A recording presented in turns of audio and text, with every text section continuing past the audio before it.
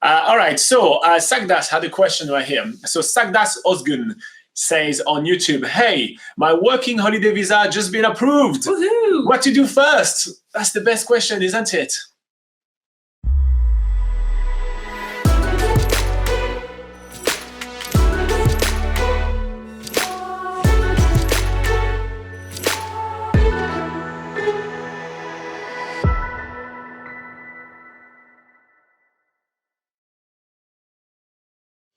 All right, so your working holiday visa has just been approved by Immigration New Zealand. You've got the paperwork, and on the term and condition of your visa, it says that you have to come to New Zealand within the next either 6 or 12 months to activate your visa. So the first thing that you need to know is that when you're going to land in New Zealand, then the visa is going to be activated, and you will have either 12, 24 or 6 months, depending on what you have applied for and what you're allowed to enjoy New Zealand. So don't panic thinking that you have a working holiday visa for 12 months and that you have to go to New Zealand as soon as you can, otherwise you're going to lose those months that you're waiting for. It's not the case. So when you're going to enter New Zealand, then your visa will activate. However, you have to enter New Zealand within the term and condition that you've been given to.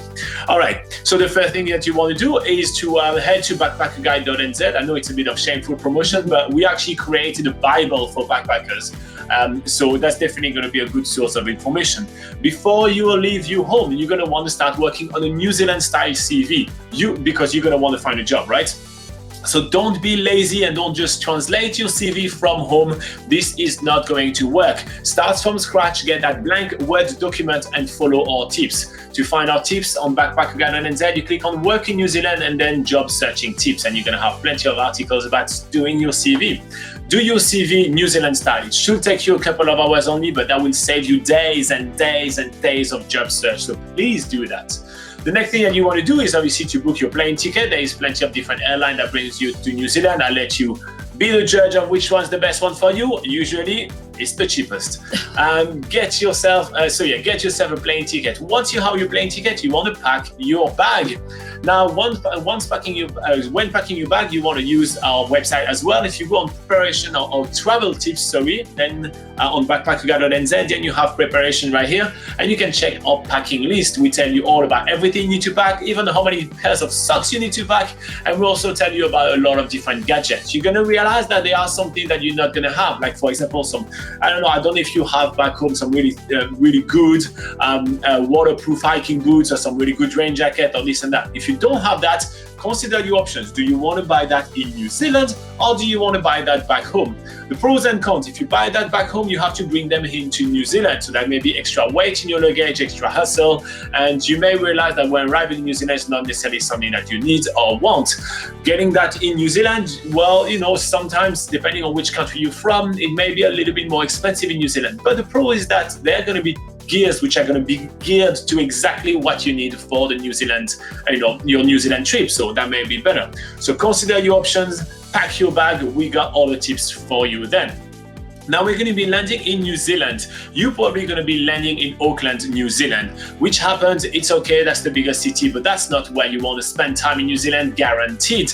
It is harder to find a job in Auckland because yes, there are more jobs available in Auckland, but there are also much more people in Auckland as well. So your chances to land that job, knowing that you have much more competition, are much lower. So don't stay in Auckland. As soon as you land in New Zealand, head onto a tour and explore New Zealand for about 2 to 3 months. Check out a lot of different places, enjoy New Zealand, travel and have fun.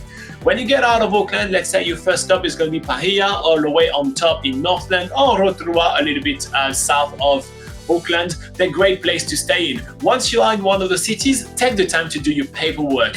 You're going to need to open a bank account in New Zealand. Opening one in Auckland is a real pain. The banks are really busy. They usually push your appointment away and they don't want backpackers. However, in other cities, they have much more time for you. So then you do that. So you head to, let's say, Rotorua, and you're going to be opening your bank account there. If you want more information about opening your bank account, same thing. If you go on BackpackerGuide.NZ, work in New Zealand, and then job tips, we tell you all about opening your bank account. So that's super easy. Just follow the tips. You're also going to want to apply for an IRD number. The IRD number is the Inland Revenue department, whatever. I don't know what the name is, but it's it's your tax number in New Zealand. So that's a 9-digit number that allows you to work and pay your taxes in New Zealand. You have to do that if you want to find a job. If you're on a working holiday in New Zealand, you probably want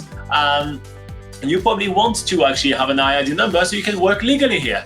To do that, it's a very simple process. It's just one form. And same thing on BackpackerGuide.NZ, work in New Zealand, work tips or job search tips. One of those, you'll find it. And you will have an entire guide on how to apply for that. So you're going to have your IID number and your bank account. Keep on traveling around New Zealand. The reason why you should travel around New Zealand is because it's going to get you to learn more about the country. You're going to learn the common culture with New Zealand, making it easier for you to find a job. You're going to find a place that you like more than any other, making it more enjoyable as an experience. And you're going to start making contact. Even when traveling in New Zealand, you will be meeting some locals, and that will help you find a job much easier. New Zealand is a very small country. If you do not have common culture, if you can't really talk about, oh yeah, I spent a weekend in Whakatane, you have no idea what that is, well, you're going to be less employable than someone that says, oh yeah, I've been there, it was really awesome, and I actually took a trip to White Island. Have you been there? You have a discussion, you have something to talk with them about. Super important to find a job. So keep on traveling around New Zealand, and once you spot a place that you love, you've traveled enough around New Zealand, you love it, now you're like, okay, I love, let's say, Rotorua, I really want to live and work there. Perfect. Base yourself in a hostel and start looking for a job. Be flexible, look for a job all around the cities. And once you find a job that you like and that you get hired, then only at that point, start looking for an accommodation. Do not look for an accommodation or long-term accommodation before you find a job. Stay in a hostel, because if you end up finding a job super far away, then you have a lot of commuting. So you got your job, find yourself an accommodation close to your job. Once you've done that, you save a lot of money on commuting, you work, you learn, you improve your English, you learn about the culture in New Zealand, you start saving a little bit of money. Once you're done working for about 3-4 months, boom, head out on the road again and keep on exploring New Zealand and work somewhere else. You're not here to get a career. You're here to explore New Zealand and have fun here. So don't strand yourself into only one place. You head to another place, maybe on the south end, and you do the same thing. You base yourself in the hostel, you find a job, and so on, and you repeat the process. Once you've done that, you're gonna head back home, and you wanna make this experience super valuable on your CV. Otherwise, you're gonna have so many of your employers says, well, you took a gap year, you went on a holiday for a year, fantastic. But you can make that super valuable. And I hired a lot of people in my time. So we actually did an article on BackpackerGuide.NZ to help you actually word and phrase your gap year experience onto your CV to make it a valuable experience, valuable for employers. It works absolutely fantastically. I've got great feedback from some friend of mine in the US that have used exactly the technique that we gave them, and like that, you can make this experience both super fun for you, not too expensive because you work and travel, enriching as a human experience because you're going to get to meet a lot of people, and also super valuable for your work experience. So here's how I would start my working holiday visa. That would be my plan. I hope that helps. If you do have any follow-up questions like that, just put them in the comment below. Yeah. And obviously like and subscribe for the amount of word I've just said. Like, you should give me 1 like for the amount of word I've just said. I mean, you know how thirsty I am. Anyway, like and subscribe. Thank you very much. Thank you very much, guys, and we get back to live chat.